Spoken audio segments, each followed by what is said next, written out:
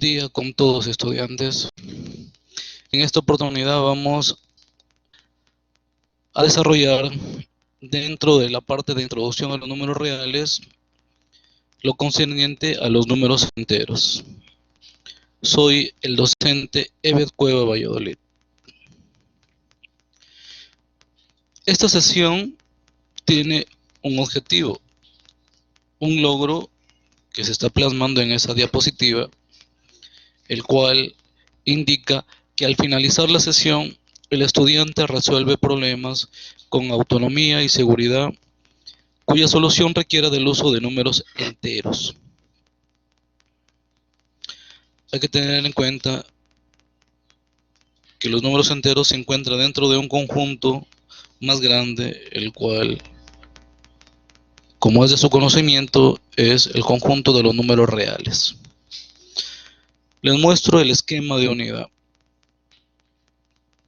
Hoy día solo vamos a desarrollar la parte concerniente a los números enteros y vamos a terminar desarrollando problemas en referencia a los mismos. Solo para hacer una breve introducción, vamos a hablar sobre los números reales, el conjunto de los números que ustedes conocen. Una pequeña parte de su historia indica de que inicialmente nacen los números naturales propiamente de la misma naturaleza por la misma necesidad que tuvo el hombre, la necesidad de contar. El primer número que se conoce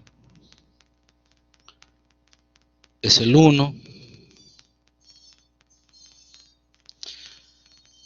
y los números que completan la lista de dígitos, que son el 0, el 2, el 3, el 4, 5, 6, 7, 8, 9, los tenemos gracias a los hindúes. Ellos fueron los que hicieron esta notación de los números que ahora conocemos.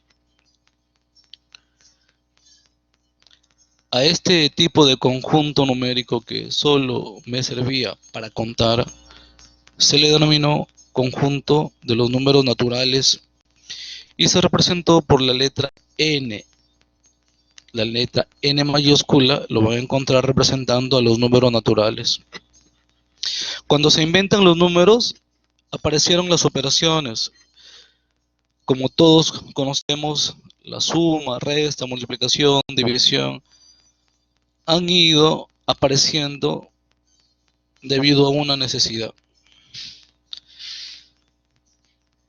En los naturales solo se tiene definida en un principio la suma. Si tú eliges dos números cualesquiera y los sumas, la suma sigue siendo un número natural. El problema vino con la resta. Si yo resto 2 menos 1, eso sí tiene sentido. Los dos son números naturales y la resulta ser igual a 1, el cual sigue siendo un número natural. Pero el detalle está en que al restar 1 menos 2, en los naturales esto no tiene sentido. Por esa razón, se agregaron a estos números que ya existían los opuestos a estos y se los representaron con los números que nosotros conocemos, el menos 1, el menos 2, el menos 3 y así sucesivamente.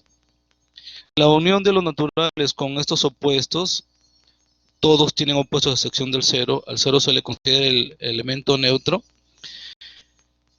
A la unión de los naturales con sus opuestos se le considera como el conjunto de los números enteros, que es el objeto en estudio en esta oportunidad. Ya se tenía bien definida la suma, la resta, también se define correctamente la multiplicación. El problema viene con la división. Cuando se inventa la división, hubo un pequeño detalle. No había ningún problema cuando yo dividía un número que era múltiplo de otro. Por decir, 4 es múltiplo de 2, Si divido 4 entre 2, la respuesta es 2. 24 es múltiplo de 3. Al dividir 24 entre 3, la respuesta es 8. El problema se vino a llevar a cabo cuando elegía cualquier par de números arbitrarios. Por decir, dividimos 24 entre 7. En los enteros no tiene sentido. Es por esa razón que se inventó un conjunto más grande, denominado el conjunto de los números racionales. Lo representamos por Q. Y en este conjunto están todas las expresiones que nosotros la conocemos como fracciones. Estas fracciones no son más que el cociente entre dos números enteros, con la restricción que el denominador, en este caso el divisor, el valor de b, es un número diferente a 0. ¿Por qué? Porque la división entre 0 no existe. Entonces, conforme iban necesitando, iban inventando los números, iban apareciendo conjuntos más grandes. En ese entonces ya se conocían las ecuaciones y en un momento dado alguien quiso resolver este problema. X al cuadrado igual a 2,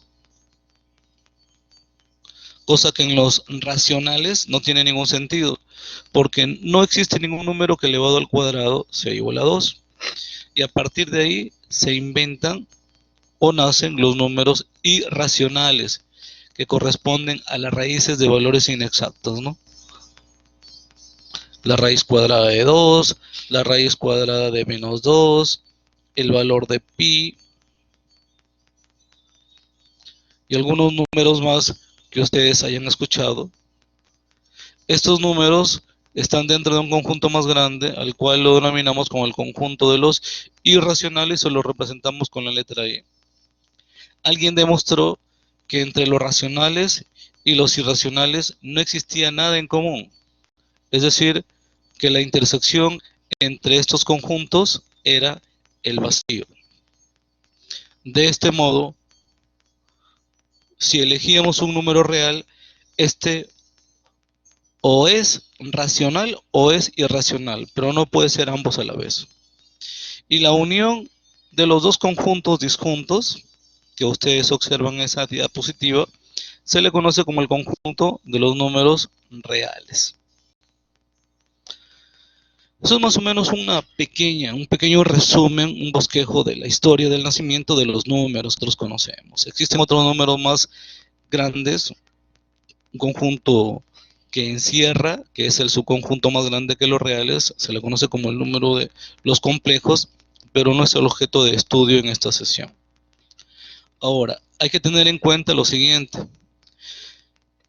que dentro de los números reales hay una clase muy particular de números que se le conoce como los números primos. Solo para comentarles la importancia que tienen los números, observemos de que estos números primos son aquellos que solamente se pueden dividir entre sí mismo y la unidad. Un número es primo si es divisible entre sí mismo y la unidad. El primer número primo que se conoce es el 2. El segundo número primo es el 3, luego el 5, el 7 y así sucesivamente. En la actualidad, gracias a los ordenadores y gracias a personas que investigan, se han descubierto números primos con una buena cantidad de cifras. El último primo que se encontró, o por lo menos que yo escuché, tenía alrededor de más de 15 millones de dígitos. Ahora, ¿para qué se usan los números primos? Los números primos son usados generalmente en la criptografía, o sea, para decodificar mensajes, para proteger información. Lo usa la NASA, lo usa la CIA, el FBI, el Vaticano, otros organismos internacionales que requieren de ciertas combinaciones efectuadas con números primos, porque estos no son fáciles de conseguir. Esa es una aplicación directa de los números primos, que forman parte de los números enteros y de los números reales, y que pueden encontrar información al respecto, videos tutoriales, en donde se les explica con más detalle lo que les estoy comentando.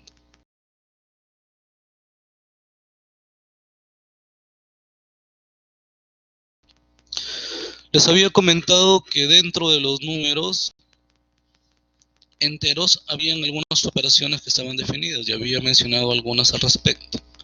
Vamos a entrar ahora a las propiedades, pero con un poquito más de detalle. En este caso, tenemos que en la suma existen algunas propiedades que están bien definidas para los números enteros. Estas son la clausura, la asociativa, también existe otra, la propiedad conmutativa, la del elemento neutro aditivo, la del elemento inverso aditivo. Empecemos con estos dos. ¿Qué me indica la clausura? La clausura me indica que si yo elijo dos números enteros, la suma de estos va a seguir siendo un número entero. ¿Qué nos dice la propiedad asociativa? Que si tenemos tres números elegidos al azar, enteros obviamente, no importa la elección de a par de cualquiera de ellos, en principio para sumarlos, porque finalmente la suma va a ser la misma. Agrupar A con B para luego sumarlo con el C va a ser lo mismo que agrupar el B con el C para luego sumarlo con el A. Eso es lo que me indica la ley asociativa de los números enteros. La propiedad conmutativa. A más B es igual a B más A. 3 más 2 es igual a 2 más 3. Para cualquier par de números enteros se cumple dicha condición.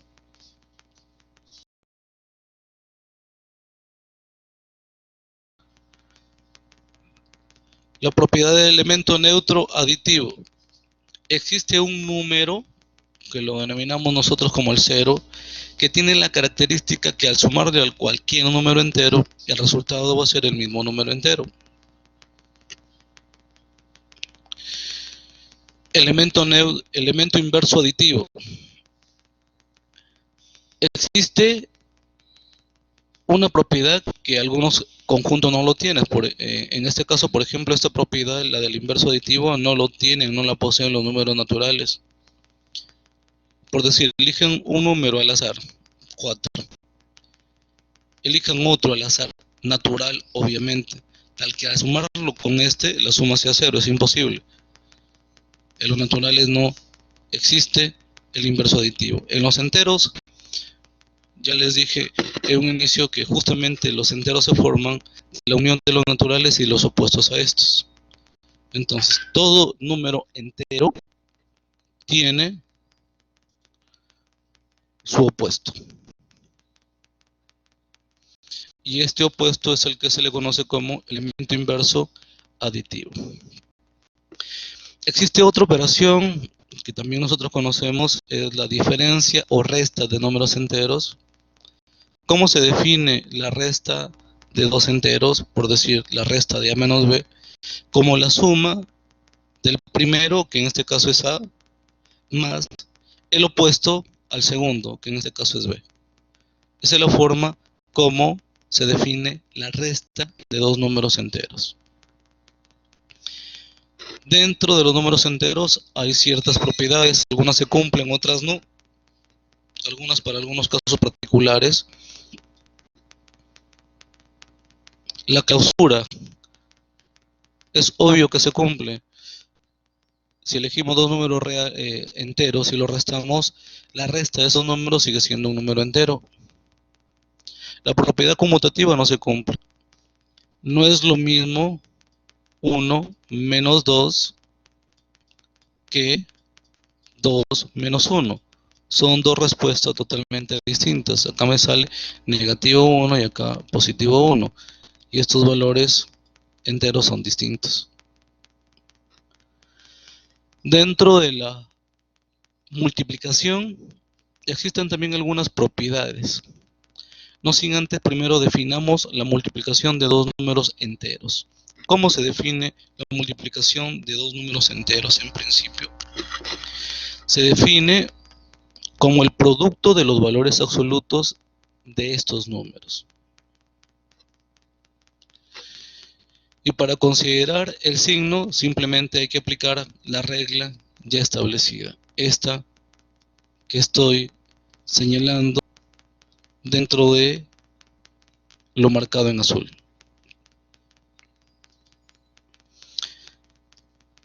Repito, por decir, debo multiplicar menos 4 con 3. La forma como se define la multiplicación es que debo multiplicar los valores absolutos de estos números. El valor absoluto de menos 4 es 4, el valor absoluto de 3 es 3. 4 por 3 sería 12. Para saber el signo de este número, debo seguir esta regla. Tengan presente que en la regla el valor va a salir positivo cuando los dos números tengan el mismo signo y va a salir negativo cuando tengan signos distintos. En este caso, uno es negativo y uno es positivo, la respuesta daría negativo. Esa es la forma como se define la multiplicación de dos números enteros y este procedimiento se puede generalizar a más de dos números.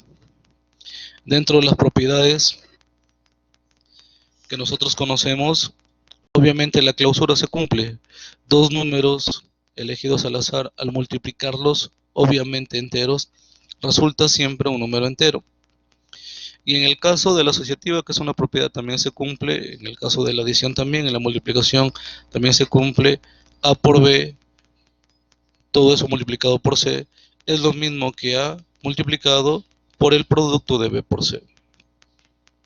Lo que no se tiene definida correctamente, como les indiqué, no es una regla general, es la división de dos números enteros. Todo esto tiene sentido siempre y cuando el numerador sea múltiplo del denominador. En cualquier otro caso, no tiene sentido, no está definido, o sea, no es cerrado bajo la división. Como les indiqué, no tiene la propiedad de clausura, tampoco es conmutativa. A dividido entre B no es lo mismo que B dividido entre A, como se puede observar. 6 entre menos 2 da como respuesta menos 3, pero menos 2 entre 6 no tiene sentido. En los enteros, obviamente. Ojo, estamos trabajando con los enteros, no confundirse que todavía no estamos hablando de los racionales, porque alguien puede decir, pero 2 entre 6 sí se puede dividir, porque 2 entre 6 es 0.33, ¿no? Eso es cierto, pero es cierto en los racionales o en los reales. En esta ocasión solamente estamos hablando de los números enteros. Ahora, teniendo en cuenta esas reglas, ahora lo que vamos a desarrollar son algunos ejercicios y algunos problemas para poder mejorar las definiciones ya antes mencionadas. Entonces, pasemos al primer ejercicio. Lo que se me está pidiendo en este problema es que calcule el valor de E. E es el cociente entre dos operaciones que se están mostrando en las diapositivas. Lo primero que vamos a tener en cuenta para calcular el valor de E es desaparecer los paréntesis, teniendo en cuenta la regla de la multiplicación. Entonces escribimos 17 menos. ¿Qué indicaba la regla de la multiplicación? Que para multiplicar dos números enteros, solo multiplico sus valores absolutos, es decir, por 2 es 6. Y el signo de esto está asociado por la regla que ya habíamos indicado. Menos por más daría menos. Más. Lo mismo sucede acá. 5 por 2 es 10. Y ahora multiplicamos los signos. Menos por menos daría más. Ahora nos pasamos al denominador. Menos 5. Más. 6 por menos 2. Multiplicamos. Los valores absolutos sería 12. Y ahora los signos. El 6 es positivo. El signo negativo. Más por menos daría menos. Más. 5 por 4 es 20. Y menos por menos daría más. Ahora, teniendo en cuenta que en algunos hay dos signos, seguimos simplificando. Menos por menos daría más. Y más por más daría más.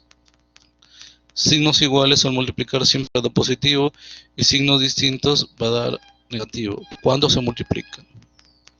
Menos 5. Más por menos daría menos.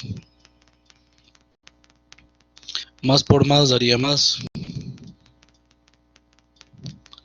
Sumando todos los elementos que se encuentran en el numerador, 17 más 6 más 10 son 33. Y en el denominador, menos 5 y menos 2 son menos 17. Menos 17 más 20 es 3. Tengan en cuenta que cuando yo sumo o resto dos números enteros, solo me fijo en los signos. Signos iguales se suman, signos diferentes se restan. Y en cualquiera de las dos opciones, el signo que le corresponde al resultado es el signo del mayor.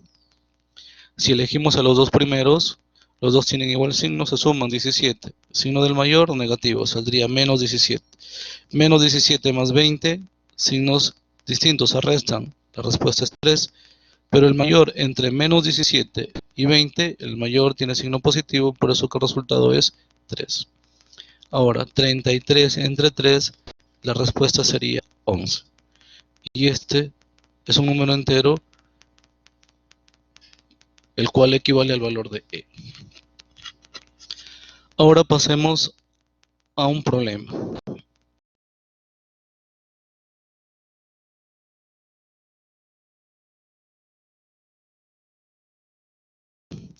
Un cardumen que está a 7 metros bajo el nivel del mar, primero baja 4 metros y luego baja 3 metros.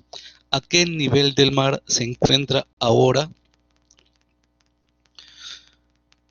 Vamos a considerar para esto un plano cartesiano.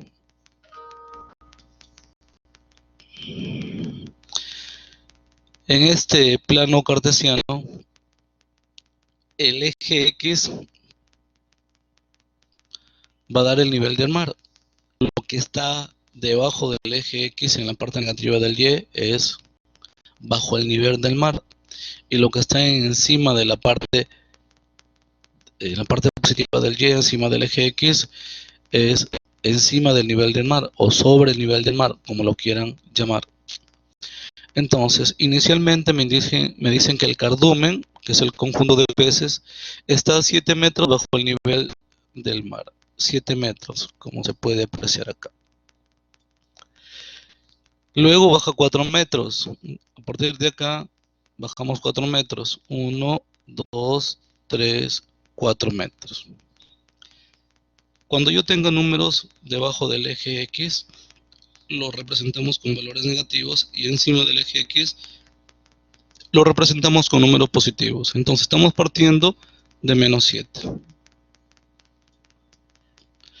Hay que considerar también lo siguiente, que cuando sigo la dirección hacia abajo, le vamos a asignar el valor negativo, y cuando voy en caso contrario, o sea, cuando sigo la dirección hacia arriba, el valor que le corresponde es signo positivo.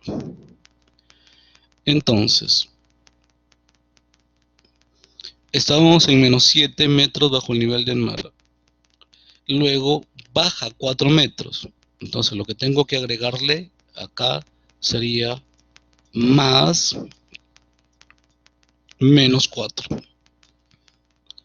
Y luego sigue bajando 3 metros. Siguiendo la misma analogía, a partir del menos 11 bajamos 3 más. En el caso que va hacia abajo ya sabemos que es negativo. Entonces le agregamos más menos 3. Al fin de cuentas, obviamente nosotros ya hemos visto las propiedades de la multiplicación de los signos. Cuando los signos son diferentes sale negativo, o sea que ahí me quedaría menos.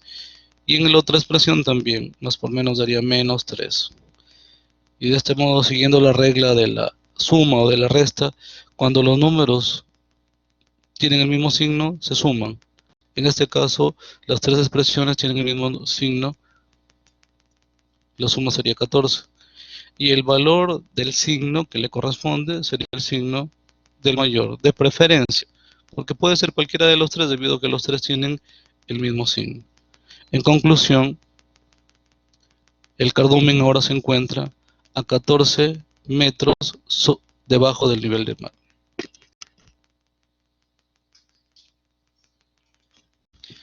Problema número 3. A las 8 de la mañana, un termómetro marcaba menos 3 grados centígrados. O sea, 3 centígrados bajo cero. 4 horas después, la temperatura subió. Acá vamos a quitarle la letrita A, no la consideremos. Subió 5 grados centígrados. Y 7 horas después bajó 8 grados centígrados. Vamos a utilizar igual un plano cartesiano.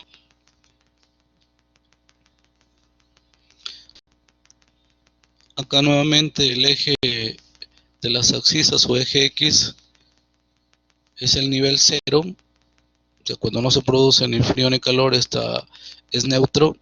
Encima empieza a calentarse y debajo del eje X empieza a enfriarse. Entonces a las 8 de la mañana el termómetro bajaba menos 3 grados centígrados, o sea 3 bajo cero. Estábamos acá, menos 3. Pasaron 4 horas y la temperatura subió 5 grados centígrados. Al subir, habíamos indicado que el número que le debo agregar corresponde a un valor positivo. 1, 2, 3, 4, 5. Le debo agregar más 5 unidades. Y luego, y ahora después bajó 8. Le voy a agregar ahora el valor que corresponde a menos 8 por el hecho que a partir de este 2 ya no sigo subiendo, sino empiezo a bajar. 1, 2, 3, 4, 5, 6, 7, 8. Entonces ahora colocamos menos 8. Utilizando la regla de los signos con la suma, con la multiplicación, más por más es más, luego más por menos es menos, menos 3 más 5, signos diferentes se restan, la respuesta es 2, pero signo del mayor es positivo, sería más 2. Bajamos al siguiente, menos 8. 2 menos 8 es 6, signos diferentes se restan y signo del mayor sería negativo. O sea que a las 7 de la noche el termómetro marcaba 6 grados bajo cero. Acá se puede apreciar que estamos aplicando la ley asociativa, porque lo que yo estoy tomando son los dos primeros términos, para luego el resultado sumarle o restarle con el tercero. Ahora, ¿qué hubiera pasado si yo hubiera elegido los dos últimos y ese resultado le sumo el primero? Pues la respuesta no va a variar, porque ya hay una propiedad que me permite ejecutar dicho procedimiento y me permite comprobar que efectivamente la respuesta es la misma. ¿Cuál es la propiedad? La propiedad asociativa de los números enteros. Problema número 4. Una depresión profunda del océano está a 10.982 metros bajo el nivel del mar y una montaña a 7.580 metros sobre el nivel del mar. ¿Cuál es la distancia entre los extremos, suponiendo que una está debajo de la otra? Vayan imaginándose cuál es la diferencia entre una montaña y una depresión.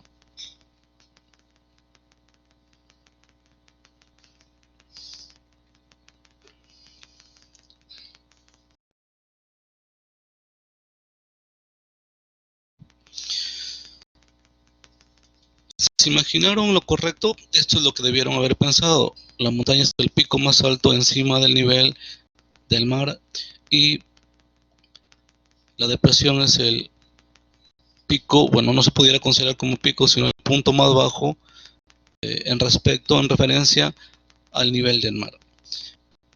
Observemos que acá hay una línea punteada que hace las veces del eje X. Acá está el eje X, y esta de acá, que es la que lo corta perpendicularmente el eje Y.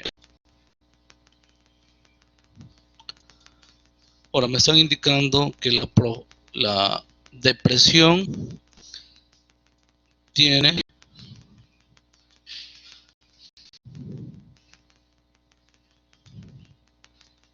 10.982 metros.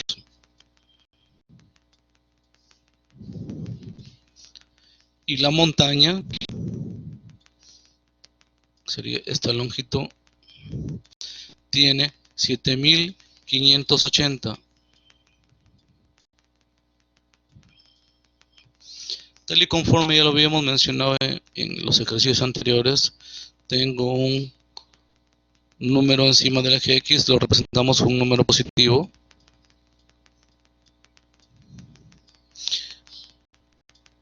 Y tengo un número debajo del eje X, lo representamos como un número negativo. Ahora, si yo leo el problema, me están indicando que debo suponer que una está debajo de la otra. O sea, si yo dibujara el eje Y acá el eje X, vamos a suponer que este es el punto más alto de la montaña y este es el punto más bajo de la depresión. Y lo que me piden es que calcule la distancia. Y como ustedes recordarán, una distancia siempre es positiva. Entonces yo puedo partir de 7.580 y calcular la que hay desde acá hacia acá. Teniendo en cuenta lo que hicimos hace rato, le debo sumar, o en todo caso le debo restar, porque va hacia abajo, el número correspondiente a la depresión, que en este caso es representado con un número negativo, el 10.982.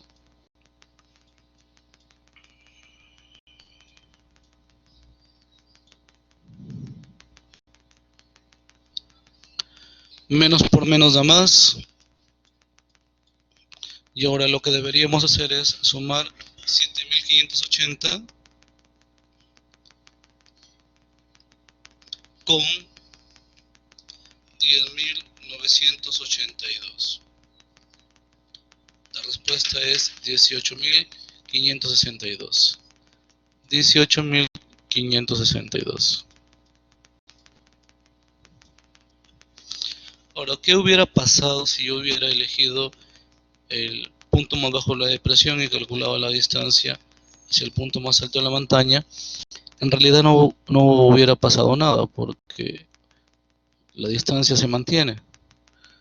Lo que sí deberíamos tener en cuenta que en este tipo de circunstancias, para que no resultara el valor negativo solo para la interpretación del problema, es conveniente colocarle el valor absoluto.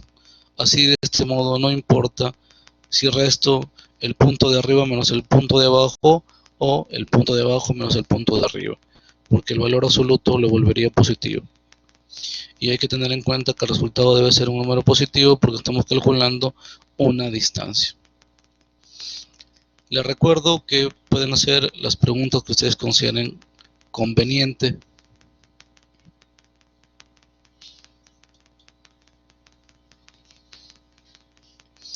Problema número 5.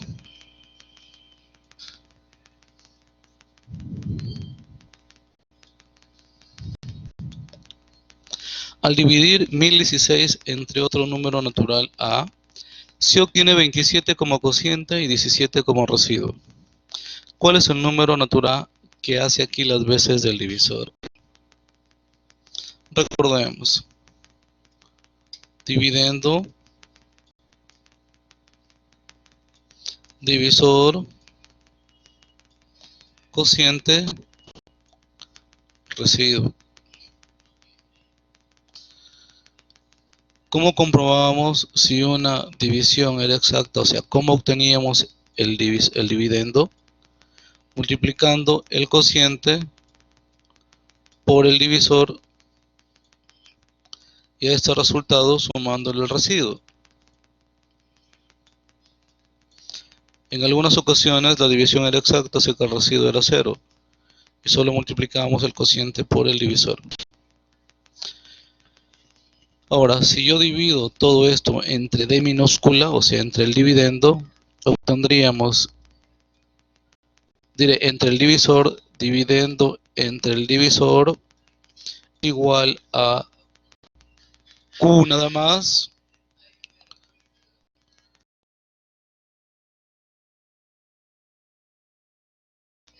Q nada más por el hecho de que al dividir esto entre D, el D se va a cancelar. De la misma forma, dividimos R entre D. Cualquiera de estas dos expresiones son las que se pueden utilizar para resolver este tipo de problemas. Identifiquemos los elementos que están interviniendo. 1016 correspondería al dividendo. A sería el divisor, que es lo que me piden calcular. 27 me indican que es el cociente. Y 17 es el residuo. Si reemplazamos en cualquiera de las dos fórmulas, yo lo voy a reemplazar acá en la segunda, obtenemos 1016 es igual a Q, que vale 27 por D minúscula, que en nuestro caso es A, y más el residuo, que en nuestro caso es 17. El 17 está sumando, pasaría a restar al 1016. De esta forma obtenemos 999 es igual a 27 veces A.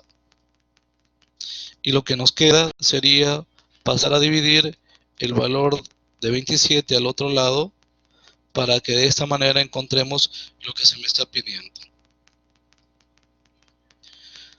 Si dividimos 999 entre 27, la respuesta es 37 y este es el valor que corresponde al cual me estaban pidiendo calcular. Problema número 6. Compré 98 ventiladores a 45 soles cada uno. ¿Cuál debe ser el precio unitario al que lo debo vender para obtener una ganancia total de 1176? Me piden el precio unitario. Entonces, para esto necesito yo el costo total. La ganancia total ya me lo están proporcionando.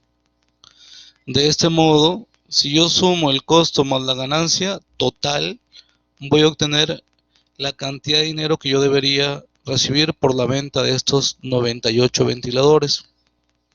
De este modo, si ese resultado que corresponde al ingreso total lo divido entre 45, encontraría el precio unitario al cual yo debería vender cada ventilador. Procedemos. El costo total es el resultado de multiplicar la cantidad de ventiladores, que en nuestro caso es 98, por el precio unitario de venta de cada ventilador. Bueno, de venta no, de costo, porque eso fue lo que yo pagué. Si multiplicamos 98 por 45, la respuesta es 4410. Me indica que debo obtener una ganancia total de 1176. De este modo, si yo sumo el costo total más la ganancia, el resultado obtenido para el ingreso sería equivalente a 5.586. Es decir, que esta cantidad en soles es la cantidad de dinero que yo debería recibir por la venta de los 98 ventiladores. Para obtener el precio unitario de venta de cada ventilador, lo único que debería hacer es dividir 5.586 entre los 98 ventiladores. De este modo, obtendríamos el precio unitario de venta. Entonces, si dividimos 5.586 entre 98, la respuesta es 57. 57 es el precio unitario de venta de cada uno de los ventiladores, para que de esa forma yo pueda obtener una ganancia total de 1.176. Pasemos al problema número 7. 13 generadores de luz cuestan 16.276. Si son materia de un robo donde se perdieron 4 generadores, ¿cuál debería ser el precio de venta unitario de los que quedan si nos proponemos a ganar de todos modos 599 por todo el rubro de generadores? Igual hay una pérdida de 4 generadores, que es lo que yo debo tener en cuenta, y hay una ganancia, aunque mínima, pero igual la debo tener en cuenta para calcular lo que se me pide. Entonces, el costo total ya me lo dan. Fue el dinero que yo pagué por la venta de esos 13 generadores. Es 16.276. La ganancia total también me están indicando cuánto es lo que yo necesito, es 599. Acuérdense que como en el problema anterior, el ingreso total es igual al costo total más la ganancia.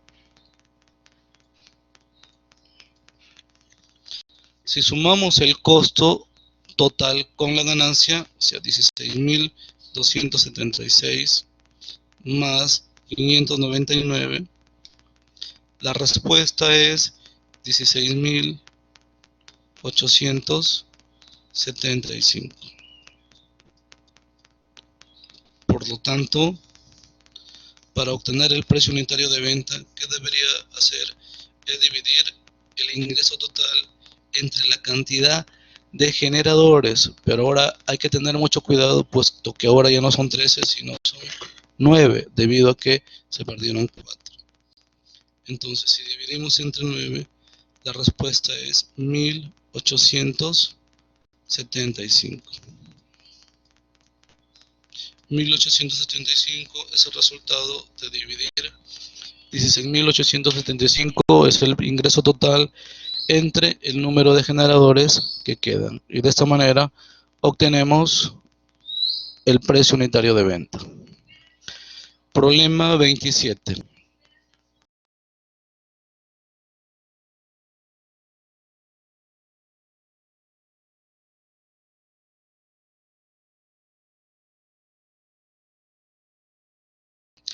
Necesitamos repartir 1.473 hojas entre los alumnos de un colegio. Si cada alumno recibe 6 hojas, sobrando en la repartición 183 hojas, ¿cuántos alumnos hay en el colegio? Este es un problema que se resuelve con las fórmulas que ya hemos encontrado y que se les estoy mostrando en esta diapositiva. Entonces procedemos a la identificación de los elementos. ¿Qué representa 1.473? Representa al dividendo, porque esta es la cantidad de hojas que yo deseo repartir.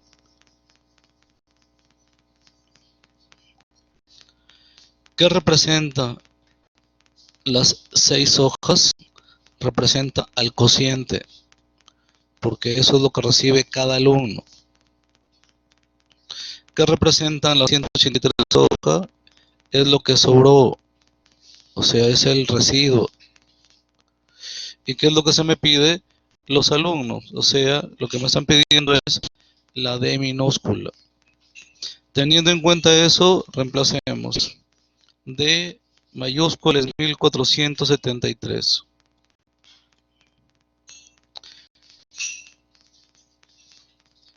El cociente es 6. El divisor es lo que yo quiero conocer, que es la cantidad de alumnos. El residuo vale 183.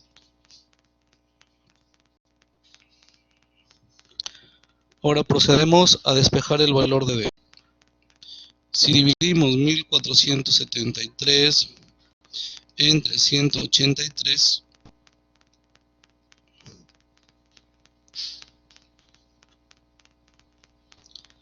la respuesta es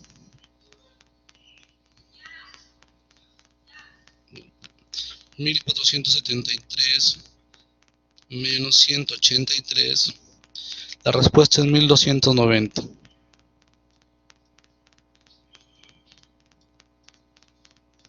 Luego, para despejar el valor de D, el 6 que está multiplicando pasaría a dividir a 1290.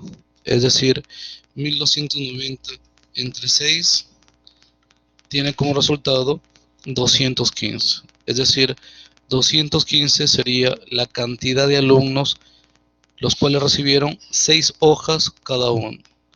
Si nosotros multiplicamos los 215 alumnos por las 6 hojas que recibieron, ya a ese producto le sumamos los 183 hojas que sobró, vamos a encontrar que ese resultado final va a ser 1473, que fue el total de las hojas a repartir. Ahora pasemos a un nuevo problema. Problema número 9.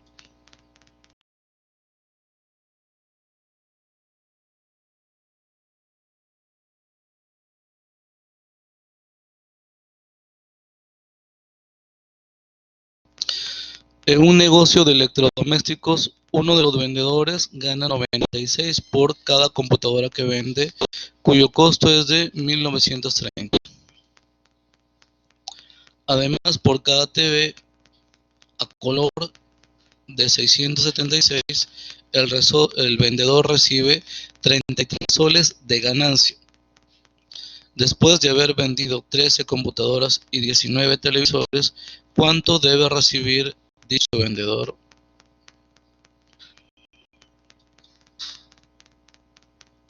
Ojo que acá estamos siendo un poco más explícitos, más precisos en el hecho de que lo que estoy pidiendo es cuánto debe recibir de ganancia. Entonces, por vender una computadora, esta persona gana 96.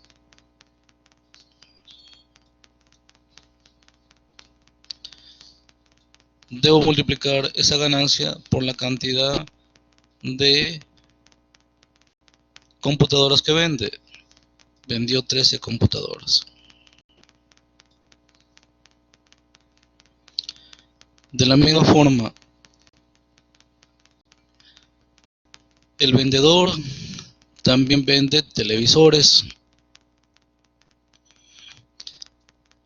Por cada uno recibe 33 de ganancia. Debo multiplicar por el total de televisores que vendió. En este caso son 19. Eso sería solo la ganancia. Si yo sumo ambas ganancias, obtendría el valor total de ganancia. Esto trae como resultado 96 por 13 más 13 por 19 es igual a 1495. 1495. Ahora, si alguien hizo las cuentas al revés, es decir, multiplicó 13 por 96 y 19 por 33, la respuesta saldría la misma, porque hay que tener en cuenta que hemos visto algunas propiedades como la propiedad conmutativa que me permite hacer esto, ¿no? Eso sería la respuesta al problema. Ahora, si el resultado o si lo que me están pidiendo hubiera sido cuánto recibe en total, también hay que tener en cuenta que en el ingreso está no solamente la ganancia, sino también el costo.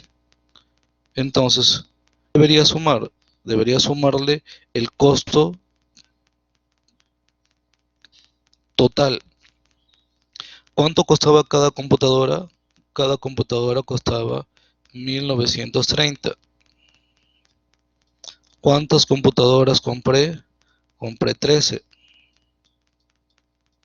Eso fue lo que yo pagué o lo que me costaron las computadoras. ¿Cuánto costaba un televisor? 676. ¿Cuántos televisores fueron? Fueron 19. La suma de estos productos corresponde al costo total. 1930 por 13 más 676 por 19 es equivalente a 37.934. Si quiero obtener el ingreso total, a este valor le sumo la ganancia 1495 y ese valor obtenido debería ser el ingreso total, producto de la venta de las 13 computadoras y de los 19 televisores. 1495 más 37.934 es 39.429.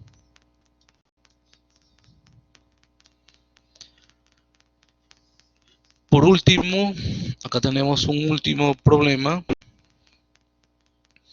Un comerciante compra 16 máquinas de coser a 408 cada una, 27 equipos de sonido a 732 cada uno y 19 lavadoras a 652 cada uno.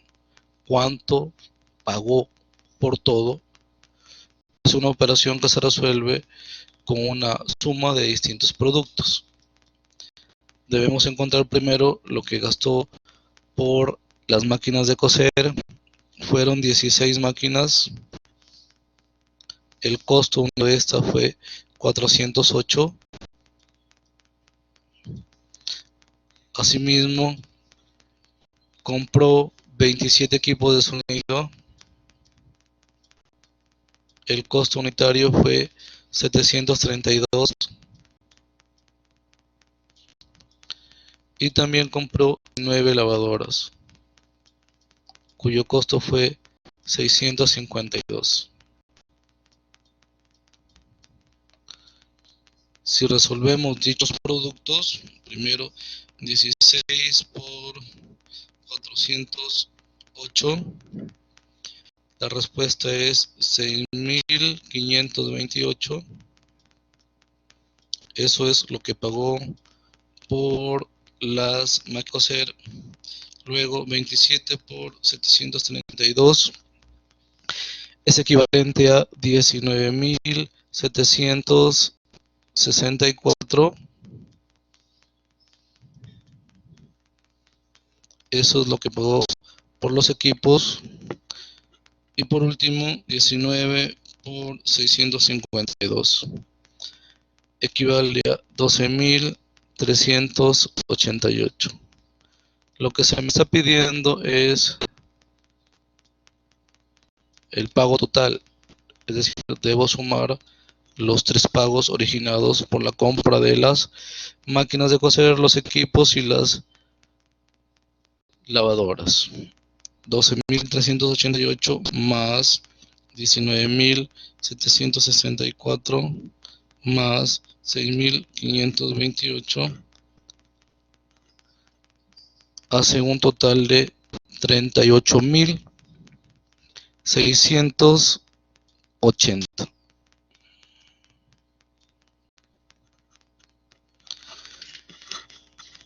Con este ejercicio estamos terminando la sesión concerniente a números enteros. Ahora solo les queda practicar.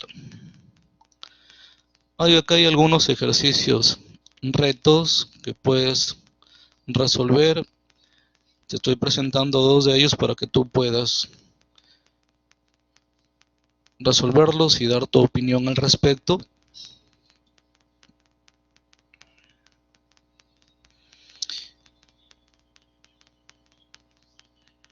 Y bueno, por mi parte eso ha sido todo en esta oportunidad. Hay algo muy importante que debes conocer, es quédate en casa durante esta cuarentena y no te olvides de suscribirte. Gracias.